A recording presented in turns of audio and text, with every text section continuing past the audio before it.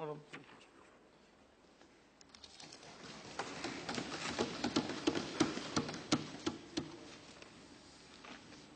Chairman sir, Rajya Sabha और लोकसभा मिलाकर लगभग मुझे 19 वर्ष से अधिक का समय हो गया है, लगभग 20 वर्ष हमने पूरे किए। लोकसभा की भी और राज्यसभा की भी कार्रवाई कई बार मैंने हिस्सा लिया है और देखने का भी हमको अवसर मिला है। लेकिन इन 20 वर्षों के इतिहास में कभी भी जम्मू कश्मीर के संबंध में इतनी लंबी चर्चा मैंने कभी न देखी थी न कभी सुनी थी। लेकिन मेरे लिए सबसे सुखद स्थिति यह है कि चर्चा जो हुई है यह केवल स्तरीय चर्चा इसे हम नहीं कहेंगे, बल्कि उच्च स्तरीय चर्चा इस सदन में हुई है। इसलिए मैं एक बार सभी को अपनी तरफ से बधाई देना चाहता हूं। उच्च स्तरीय चर्चा हुई है। हेल्दी डेमोक्रेसी, स्वस्थ लोकतंत्र की बात की जाती है। हो सकता है कि यदि कोई अदना ऐसा व्यक्ति हो जिसको हेल्दी डेमोक्रेसी की डेफिनेशन न समझ में आती हो, स्वस्थ लोकतंत्र कहते किसे हैं यह न समझ में आता हो, तो डिप्टी चेयरमैन साहब यदि दिन भर बैठकर यदि हमारी राज्यसभा की कार्रवाई देख लेगा तो उसे समझ में आ जाएगा कि हेल्दी डेमोक्रेसी कहते किसे हैं। आज की जैसी चर्चा हुई है, सचमुच हम सबको नाज होना चाहिए कि हमारे भारत की संसद कैसी है। बहुत सारे सम्मानित सदस्यों ने इसमें भाग लिया है और मैं अपनी जिम्मेदारी समझता हूं, क्योंकि जब मैं नाम लेता हूं तो नाम लेने के पीछे मकसद हमारा यह होता है कि उन्होंने जो कुछ भी कहा है, पॉजिटिव कहा है, नेगेटिव कहा है, न्यूट्रल रहे हैं, सबके प्रति एक सम्मान के भाव की अभिव्यक्ति करना, यह उसके पीछे उद्देश्य होता है। इस चर्चा की को इनिशिएट करने का काम हमारे leader opposition, honourable leader opposition Ghulam Nabi Azad साहब ने किया है और हमारे जम्मू कश्मीर की ही श्री शमशेर सिंह जी राणा, प्रोफेसर राम गोपाल जी यादव और ये श्री नवनीत कृष्ण जी, श्री डेरेक ओब्रायन जी और हमारे श्रीमान शरद यादव जी, श्रीमान सीताराम जी योचरी, श्री दिलीप कुमार तुर्की, मनोद अली और हमारे श्री डीपी त्रिपाठी जी, श्री स्वपन दास जी गुप्ता, श्री नजीर अहमद साहब और हमारे आदरणीय डॉक्टर कर्ण सिंह जी, श्री जितेंद्र सिंह जी, श्री केटीएस तुलसी और श्री प्रताप सिंह जी बाजवा, प्रोफेसर पी विनय सहस्त्रबुद्धे, श्री मीर मोहम्मद फैयाज, श्री विवेक तनखा, श्री केशव राव, श्री डी राजा, श्री टीकेएस इलनांगोवन और श्री राम जेठामलानी जी, श्री अब्दुल वहाब, श्री विश्वजीत दयमारी, श्री सुखदेव सिंह जी भीड़ साहब, श्री रामदास अठावले, श्री अनिल देसाई और चौधरी मुनव्वर सलीम। इतने 29 लोगों ने अपने विचार व्यक्त किए हैं इस चर्चा के दौरान। श्रीमान, मैं यही बैठे बैठे सोच रहा था कि अपनी चर्चा की शुरुआत कहां से करूं, लेकिन मैं अपना यह फर्ज मानता हूं कि कश्मीर की सिचुएशन को लेकर जो इस संसद ने चिंता व्यक्त की है, तो इस समय के सिचुएशन के बारे में एक मोटी मोटी मैं जानकारी दे दी और यह भी जानकारी मैं संसद को देना चाहता हूं कि जो मैं 23 और 24 जुलाई को वहां पर गया था कश्मीर में, तो वहां पर जाने के बाद मैंने क्या क्या किया है उसकी भी जानकारी मैं देना चाहता हूं। सदन को मैं बतलाना चाहता हूं कि 23-24 जुलाई को श्रीनगर और अनंतनाग दोनों का हमने दौरा किया था और वहां पर लगभग 30 से अधिक डेलीगेशन से हमने बातचीत की थी, जिसमें कि उसमें ये सब्जी फल उत्पादक थे, नौका चलाने वाले थे, विभिन्न समुदाय के संगठन थे, विकास मंचों के प्रतिनिधि थे, चैम्बर ऑफ कॉमर्स कार्यरत सेवानिवृत्त और साथ ही साथ मुख्यमंत्री जी भी अपने पूरे मंत्रिमंडल के साथ मिली थी और सभी राजनीतिक दलों के लोग भी मुझसे मिले थे और कश्मीर की सिचुएशन पर उन्होंने गंभीरतापूर्वक चर्चा भी की थी। कश्मीर में लगातार 9 जुलाई से ही जो वहां कुछ सो कॉल्ड लीडर्स हैं उनके द्वारा आह्वान किया जा रहा है, जिन्हें हम अलगाववादी नेता कहते हैं, उनके द्वारा भी आह्वान किया जा रहा है कि 9 तारीख से लगातार हड़ताल रहेगी कश्मीर में। ये बराबर आह्वान उनके द्वारा चल रहा है और जिन शहरों या जिन स्थानों में कर्फ्यू नहीं भी होता है वहां भय से बाजार नहीं खुल पाते हैं। एक धारणा बनी हुई है कि पूरे कश्मीर वैली में कर्फ्यू ही कर्फ्यू है। ऐसा नहीं है। लगातार कर्फ्यू लगा हुआ है ऐसा नहीं है। कभी कुछ समय के लिए कर्फ्यू लगता है, उसके बाद कर्फ्यू उसको रिवोक भी करते हैं, लेकिन भय से भी बाजारें बंद रहती हैं। यह मैंने वहां देखा था और आज भी यदि मैं जो जानकारी प्राप्त करता हूं तो कमोवेश वही स्थिति है। और मैं यह बात कह सकता हूं कि जो कुछ भी वहां हो रहा है उसमें केवल मैंने कश्मीर के लोगों के द्वारा ही हो रहा ऐसा नहीं है, बल्कि मैं दावे के साथ कह सकता हूं कि जो कुछ भी कश्मीर में हो रहा है वह पाकिस्तान स्पॉन्सर्ड है। यह कहने में मुझे संकोच नहीं है। और जो भी वहां कुछ नेताओं के सो कॉल्ड लीडर्स के द्वारा इस प्रकार की स्ट्रेटेजी अपनाई गई है, उसके बावजूद मैं राज्य सरकार को भी बधाई देना चाहता हूं। इन कठिन परिस्थितियों में जिस तरीके से महबूबा मुफ्ती जी के नेतृत्व में वहां की राज्य सरकार काम कर रही है, उसकी भी निश्चित रूप से सराहना करनी चाहिए, क्योंकि जनता की सुविधाओं का वहां की मुख्यमंत्री ने पूरा ध्यान रखा है। मैं एक नजीर पेश करना चाहता हूं कि क्या क्या ध्यान रखा है वहां पर। एक तो जो हमारी नेशनल फूड सिक्योरिटी स्कीम के तहत 95% जो फूड ग्रेन का डिस्ट्रीब्यूशन का काम कर्फ्यू लंबे समय से कर्फ्यू लगे होने के बावजूद भी 95% फूड ग्रेन के डिस्ट्रीब्यूशन का काम पूरा हुआ है। और औसत बांटे जाने वाले करीब 48,000 क्विंटल चीनी की तुलना में, माने प्रायः जब नॉर्मल सिचुएशन होती है तो 48,000 क्विंटल चीनी का डिस्ट्रीब्यूशन होता है, लेकिन इन एडवर्स विपरीत परिस्थितियों में भी लगभग 34,000 क्विंटल चीनी का वितरण हुआ है। और इस अवधि में लगभग 3,10,000 एलपीजी गैस सिलेंडर की बिक्री भी वहां पर हुई है। डिप्टी चेयरमैन सर, घाटी में सभी प्रकार की वस्तुओं का स्टॉक उपलब्ध है। जैसे ये कहा जाता है कि वहां स्टॉक उपलब्ध नहीं है, कहां से लोग सामान खरीदें, क्या करें, ऐसा नहीं है। वहां स्टॉक उपलब्ध है। मैं उदाहरण के लिए कहना चाहूंगा, श्रीनगर में करीब 2300 क्विंटल चीनी आज भी उपलब्ध है। और पेट्रोलियम कंपनीज, कई पेट्रोलियम कंपनीज हैं, उनके पास 18 दिन का पूरा एलपीजी स्टॉक तथा 19 दिनों के लिए पेट्रोल और 32 दिनों के लिए मिट्टी का तेल भी इस समय श्रीनगर में उपलब्ध है। इसी प्रकार घाटी में आम रूप से उपलब्ध फल सब्जी का भी क्रय विक्रय राज्य सरकार समय समय पर कर्फ्यू में ढील देकर वहां पर इंश्योर करती है, सुनिश्चित करती है। और इस प्रकार सुबह होने से पूर्व दूध का जो वितरण बच्चों के लिए जो करना होता है और लोगों के व्यक्तिगत प्रयोग में जो दूध आते हैं उसका भी वितरण यह होता है। और सदन को यह भी मैं जानकारी देना चाहूंगा कि 14 जुलाई से लेकर आज तक आवश्यक वस्तुओं को लेकर, फल सब्जी आदि को लेकर 5,600 ट्रक घाटी में पहुंच चुके हैं अब तक, 14 जुलाई से लेकर आज तक। इतने विपरीत परिस्थितियों में मैं यह नहीं कहना चाहता कि इस समय कश्मीर घाटी में रहने वाले लोग पूरी तरह से सामान्य जीवन जी रहे हैं, यह मैं दावा नहीं करना चाहता, लेकिन सारी विपरीत परिस्थितियों के बावजूद वहां की राज्य सरकार के द्वारा यह भरपूर कोशिश हो रही है कि वहां के रहने वाले लोगों को कम से कम कठिनाइयों का सामना करना पड़े। लेकिन जो स्थिति घाटी में कुछ वेस्टेड इंटरेस्ट और जो मिसगाइडेड एलिमेंट्स ने पैदा की है, उस स्थिति में जो भी आम जनता को सुविधाएं उपलब्ध कराई जा सकती हैं, वह राज्य सरकार ने अपनी तरफ से उपलब्ध कराने की पूरी कोशिश की है। जहां तक मेडिकल फैसिलिटीज का सवाल है,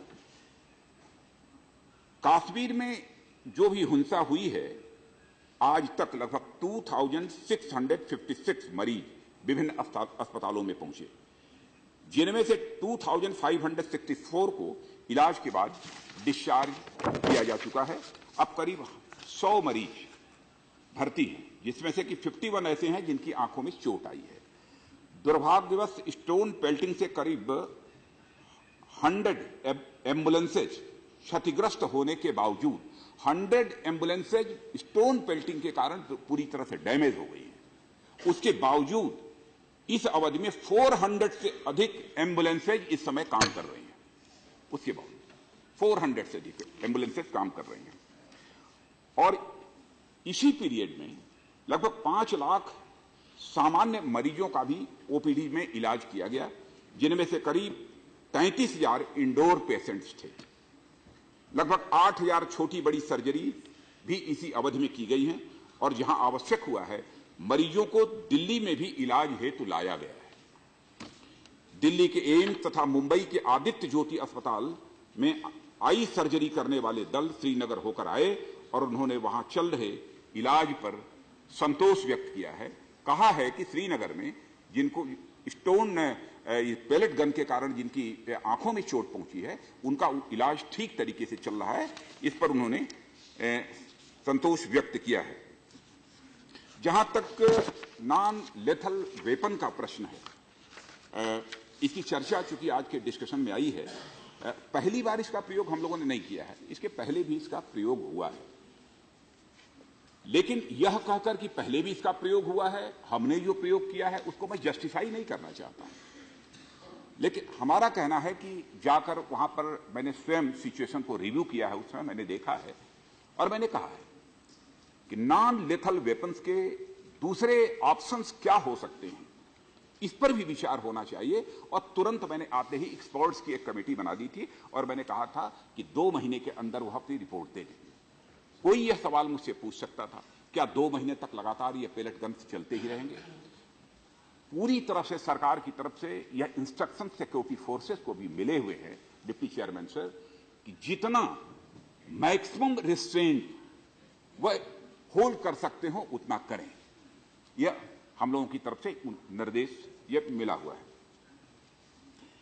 सभापति महोदय, 18 जुलाई को जब इस सम्मानित सदन में इस मुद्दे पर पहले चर्चा हुई, तब उस समय एजिटेशंस की लगभग 567 घटनाएं हो चुकी थी और उन घटनाओं में मैं 18 जुलाई के पहले की बात बतला रहा हूं, 33 सिविलियंस और 1 सिक्योरिटी फोर्स का जवान मारा गया था। 1948 सिविलियंस तथा 1739 सिक्योरिटी फोर्सेस घायल हुए थे उस समय। लेकिन उसके बाद 18 जुलाई से लेकर 8 अगस्त तक 451 घटनाएं हो चुकी हैं, जिनमें से कि 10 सिविलियंस और 1 सिक्योरिटी फोर्स के जवान की मृत्यु हुई है। कुल मिलाकर हम देखें तो सिक्योरिटी फोर्सेस के जितने जवान घायल हुए हैं उनका नंबर है 4515 और सिविलियंस जो घायल हुए हैं उनका नंबर है 3356। यह जो निर्देश सिक्योरिटी फोर्सेस के जवानों को मिला कि जितना ही संयम बरत सकते हो उतना संयम बरतें, जल्दी पेलेट गन का भी प्रयोग न करें। यही परिणाम है कि सिक्योरिटी फोर्सेस जो इंजर्ड हुए हैं वो 4500 से अधिक है। और डिप्टी चेयरमैन साहब, जहां तक हमको जो आजादी मिली है, हम सभी जानते हैं सर्वधर्म समभाव और इक्वलिटी फॉर ऑल के आधार पर हम लोगों ने ये अपनी आजादी हासिल हुई है। इन्हीं को हमारे संविधान का केंद्र बिंदु भी बनाया गया और इस हकीकत को भी समझना चाहिए, कश्मीर में रहने वाले लोगों को भी हकीकत को समझना चाहिए कि जितना बिहार और बंगाल के लिए हम लोगों का दिल धड़कता है, जितना गुजरात और राजस्थान के लिए दिल धड़कता है हमारा, जितना उड़ीसा और असम के लिए दिल धड़कता है, उतना ही डिप्टी चेयरमैन सर सारे हिंदुस्तानियों का दिल जम्मू कश्मीर लद्दाख के लिए भी धड़कता है। इस हकीकत को समझना चाहिए, इसमें कहीं किसी को संदेह नहीं होना चाहिए। चर्चा के दौरान डिप्टी चेयरमैन सर यह भी बात आई कि प्रधानमंत्री जी बाहर क्यों बोल दिए, लोकसभा राज्यसभा में बोलना चाहिए। डिप्टी चेयरमैन सर, मैं भी गृह मंत्री हूं और कल मेरी भी संवेदनशीलता देखिए, प्रधानमंत्री जी ने मंत्री बनाया है, कुछ अधिकार मुझे भी प्रदत्त हैं, उन्हें भरोसा है,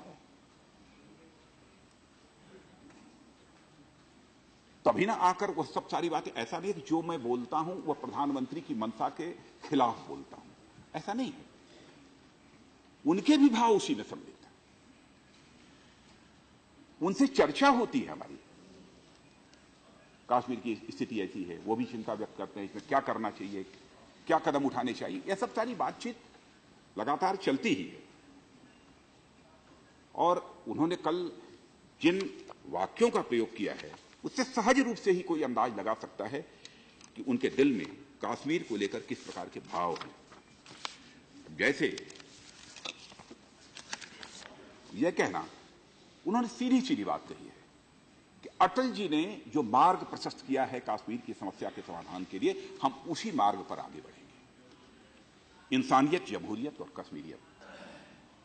उन्होंने कहा जमहूरियत का रास्ता ही, ये जमहूरियत का रास्ता, ये बातचीत का रास्ता है, संवाद का रास्ता है, लोकतंत्र के असूलों का रास्ता है। देश की आजादी के दीवानों ने जो ताकत हिंदुस्तान को दी, वही ताकत कश्मीर को भी दी है। जो आजादी हिंदुस्तान अनुभव करता है, वही आजादी कश्मीर को भी है। जिन नौजवानों, बच्चों के हाथों में क्रिकेट का बल्ला, वॉलीबॉल, किताब या लैपटॉप होना चाहिए, इन्हें पत्थर पकड़ा दिए गए हैं। मासूम युवाओं के हाथों में पत्थर देखकर बड़ी पीड़ा होती है। इससे कुछ लोगों की राजनीति जरूर चमक सकती है, लेकिन उन निर्दोष और भोले बच्चों का क्या होगा। कश्मीर के नौजवानों से मैं आग्रह करता हूं कि आइए मिलजुल कर एक बार फिर कश्मीर को स्वर्ग बनाएं। यह प्रधानमंत्री ने अपने भाव व्यक्त किए हैं। डिप्टी चेयरमैन सर, बातें बहुत सारी हैं। यह भी प्रश्न आए हैं यहां पर एक ऑल पार्टी मीटिंग होनी चाहिए, तो मैं सदन को यह मैं जानकारी देना चाहता हूं कि हम लोगों ने तय किया है कि जिस दिन 12 तारीख को सदन समाप्त होगा तो 12 बजे के आसपास ऑल पार्टी मीटिंग होगी, जिसमें प्रधानमंत्री जी स्वयं मौजूद रहेंगे, उसमें रहेंगे। एक जानकारी यह भी देना चाहता हूं डिप्टी चेयरमैन सर कि वहां पर कुछ लश्करी तोयबा के मिलिटेंट्स आकर, जो हमारे सरकारी अधिकारी हैं, हमारे सुरक्षा कर्मियों के जो परिवार हैं, उनको भी धमकी देने का काम इस समय कर रहे हैं। जम्मू कश्मीर की स्थिति इस समय यह भी है। और यह बात जो चर्चा के दौरान आई अनएम्प्लॉयमेंट को लेकर, तो मैं ऐसा नहीं मानता कि जो कुछ भी कश्मीर की समस्या है वो अनएम्प्लॉयमेंट के कारण ही सब सारी की सारी वहां की समस्या इतनी गंभीर हुई है, इतनी क्रिटिकल हुई है। ऐसा नहीं, देश में कई राज्यों में अनएम्प्लॉयमेंट की प्रॉब्लम है। अब जैसे वेस्ट पाक रिफ्यूजीज की बात आई, वेस्ट पाक रिफ्यूजीज को तो जो सिटीजनशिप प्रॉपर मिलनी चाहिए, जो उनके लिए जमीन खरीदने का अधिकार मिलना चाहिए, नौकरी का अधिकार मिलना चाहिए, वो कुछ नहीं मिला है, लेकिन वो भी शांतिपूर्वक बैठे हुए हैं। इसलिए मैं ऐसा नहीं मानता कि उसके कारण कोई यह सब सारा संकट जम्मू कश्मीर में पैदा हुआ है। डिप्टी चेयरमैन सर, मैं यह भी कहना चाहूंगा कि अभी 2 हफ्ता पहले पाकिस्तान के प्रधानमंत्री नवाज शरीफ साहब ने उन्होंने एक स्टेटमेंट दिया और उन्होंने कहा कि उनको उस दिन का इंतजार है जब कश्मीर उनका होगा। मैं जानबूझकर इसका स्टेटमेंट का यहां पर उल्लेख कर रहा हूं। और अभी मैं देख रहा था कि यूनाइटेड नेशंस के सेक्रेटरी जनरल को भी उन्होंने लिखा है एक पत्र इधर, और यह कहा है कि कश्मीर के मुद्दे पर प्लेबिसाइट होना चाहिए, जनमत संग्रह होना चाहिए। डिप्टी चेयरमैन सर, सदन के जो भी विचार हमने सुने हैं और उनकी फीलिंग्स को जो हमने समझा है, उनकी भावनाओं को जो हमने समझा है, मैं उस आधार पर और सभी के द्वारा जो ताकत मिली है, उस आधार पर मैं कह सकता हूं डिप्टी चेयरमैन सर कि दुनिया की कोई ताकत हमसे जम्मू कश्मीर को नहीं ले सकती। बातचीत का जहां तक सवाल है कि पाकिस्तान से बात होनी चाहिए, अरे बात होगी तो कश्मीर पर बात नहीं होगी डिप्टी चेयरमैन सर, पाक अधिकृत कश्मीर पर बात होगी, कश्मीर पर बात नहीं होगी। बात करने का कोई सवाल ही नहीं है। लेकिन लेकिन लेकिन मैं कश्मीर के नौजवानों से भी और वहां की जनता से भी एक अपील करना चाहता हूं। कभी कभी वहां पर आईएस के झंडे फहराए जाते हैं, कभी कभी दिखाई। आईएस ने क्या किया है डिप्टी चेयरमैन सर? इस्लाम में यकीन करने वाले लोगों का ही सरेआम कत्ल किया है। इस हकीकत को भी हिंदुस्तान को समझना चाहिए। हिंदुस्तान दुनिया का इकलौता देश है जहां पर चाहे हिंदू हो, मुसलमान हो, सिख हो, ईसाई हो, पारसी हो, कोई हो, सबके जज्बात की, सबकी भावनाओं की इज्जत और कदर करने वाली धरती यदि दुनिया में कोई है तो उसका नाम है भारत।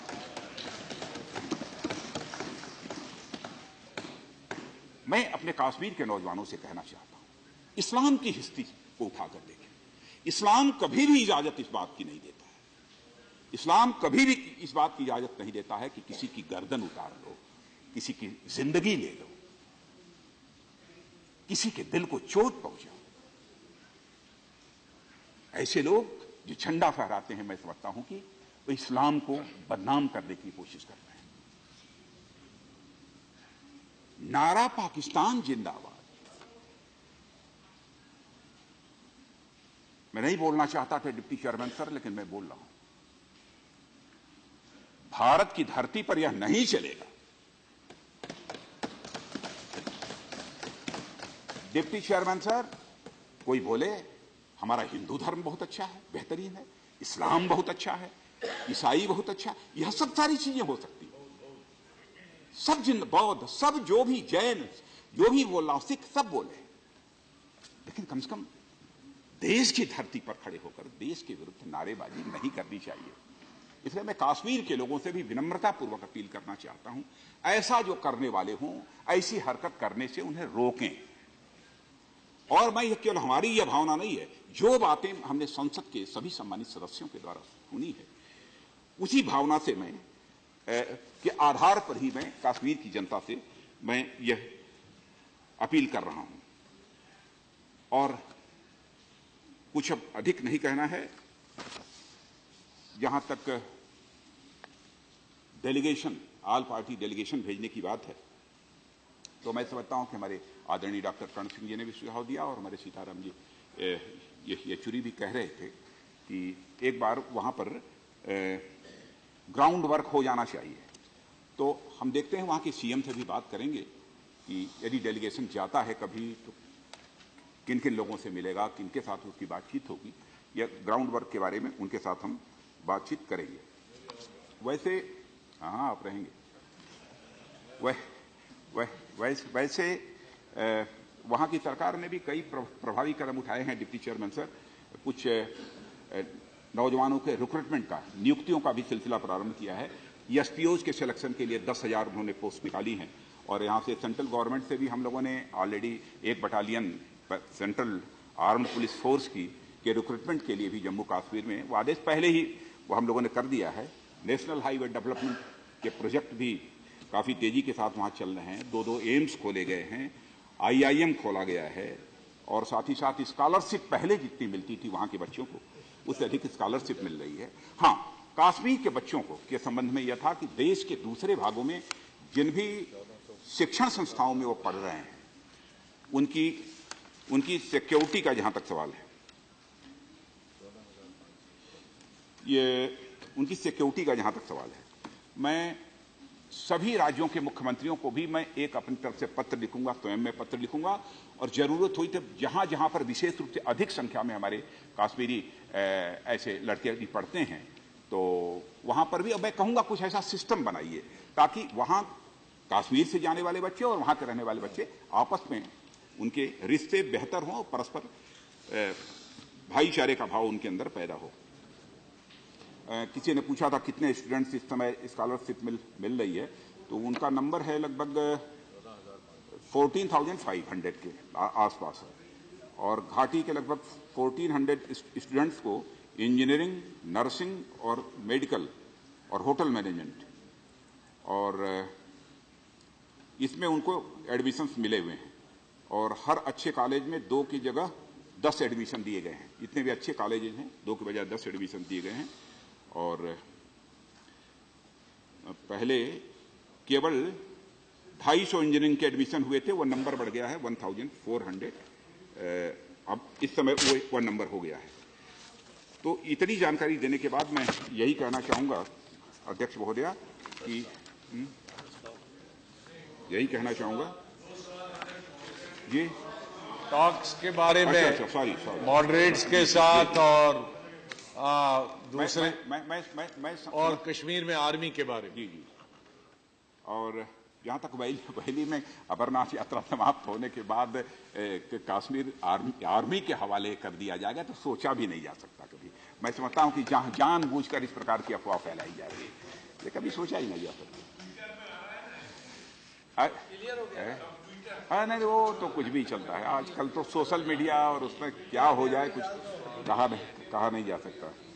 और जहां तक बातचीत का सवाल है, बातचीत आपने कहा है कि मेन स्ट्रीम पॉलिटिकल पार्टीज हैं और जो मॉडरेट्स हैं और दूसरे ऑर्गेनाइजेशंस हैं, वो बातचीत करने के लिए तैयार हैं। और मैं वहां के मुख्यमंत्री जी से भी कहूंगा कि मैं कहूंगा किन किन लोगों से बात करना, आप भी बात शुरू करिए, हम लोग भी बात करने के लिए तैयार हैं, हम सारे लोग मिलकर बात करने को तैयार हैं। इसीलिए मैंने ऑल पार्टी डेलीगेशन की भी बात कही है, सबसे बातचीत करेंगे, उसमें कहीं कोई समस्या नहीं है। अभी डिप्टी चेयरमैन सर, आपसे भी बात हुई थी और कुछ सम्मानित सदस्यों से, हमारे डिफरेंट जो पॉलिटिकल पार्टीज के लीडर्स हैं उनसे भी बातचीत हुई थी। यह हुआ कि एक यहाँ से एक प्रस्ताव भी होना चाहिए जम्मू कश्मीर की जनता से अपील करते हुए, तो मैं उसको पढ़ता हूं। यह सभा कश्मीर घाटी में लंबे समय से चली आ रही अशांति, हिंसा, इसको इंग्लिश में पढ़ दें कि हिंदी में, जो भी, कश्मीर घाटी में लंबे समय से चली आ रही अशांति, हिंसा और कर्फ्यू की स्थिति के प्रति यह सभा अपनी गंभीर चिंता व्यक्त करती है।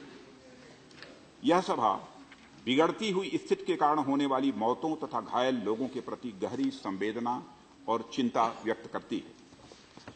इस सभा का दृढ़ और सुविचारित मत है कि जहां एक ओर राष्ट्रीय सुरक्षा से कोई समझौता नहीं किया जा सकता, वहीं दूसरी ओर यह भी अनिवार्य है कि सामान्य स्थिति और शांति बहाल करने के लिए तत्काल कदम उठाए जाएं, ताकि लोगों की वेदनाएं दूर की जा सकें। यह सभा जम्मू एवं कश्मीर में समाज के सभी वर्गों से पुरजोर अपील करती है कि वे तत्काल सामान्य स्थिति की बहाली और सौहार्द कायम करने के लिए कार्य करें। और यह सभा सर्वसम्मत से लोगों, विशेषकर युवाओं में विश्वास पैदा करने का संकल्प लेती है। यदि आप सभी सहमत हैं।